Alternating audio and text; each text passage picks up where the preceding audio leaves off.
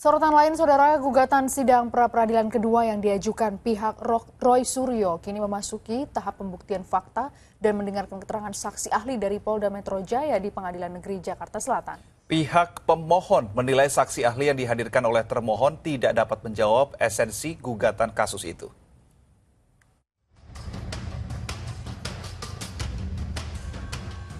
Dipimpin Hakim Tunggal Iketut Darpawan, sidang pra-peradilan kedua Roy Suryo Rabu siang memasuki agenda pembuktian dan pemeriksaan saksi ahli dari termohon Polda Metro Jaya. Termohon menghadirkan ahli hukum pidana dari Universitas Riau, Profesor Erdianto Afandi. Dalam kesaksiannya, ahli menyebut penetapan tersangka harus memiliki 2 alat bukti. Namun, dirinya tidak dapat menjelaskan secara detail bukti digital karena bukan keahliannya. Pertama itu adalah materi pokok perkara lagi-lagi Pak. Yang kedua itu agar ditanya kepada ahli ITE. Saya tidak bisa menilai itu apakah mana yang perubahan apa, tentu saya tidak paham. Tentu kalau kita jadi ahli, memang dalam kasus tindak pidana ITE biasanya ahli pidana selalu diperiksa, tapi kita diperiksa belakangan Pak. Yeah. Dan pendapat ahli pidana itu biasanya mendasarkan pada hasil pendapat ahli ITE. Yeah. Keterangan tersebut langsung disikapi oleh kuasa hukum Roy Suryo yang menilai saksi ahli pihak Polda Metro Jaya tidak memahami materi kasus secara utuh. Nah, kami melihat bahwa pengenaan pasal 32 ayat 1 ini tidak ada kehati-hatiannya. Kenapa?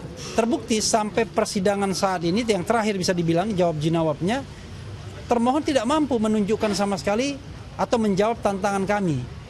Bukti-bukti seperti apa yang punya kualitas untuk menggunakan atau digunakannya pasal 32 ayat 1 ini.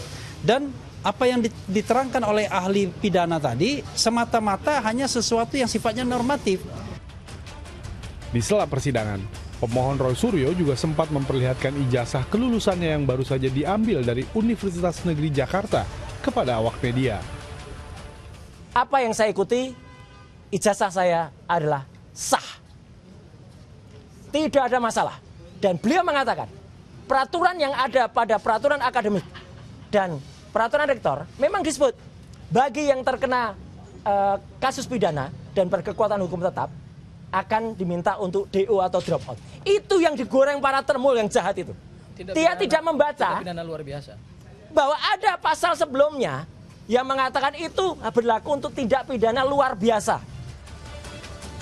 Sidang akan kembali dilanjutkan dengan agenda tanggapan dan keputusan hakim pada tahapan berikutnya.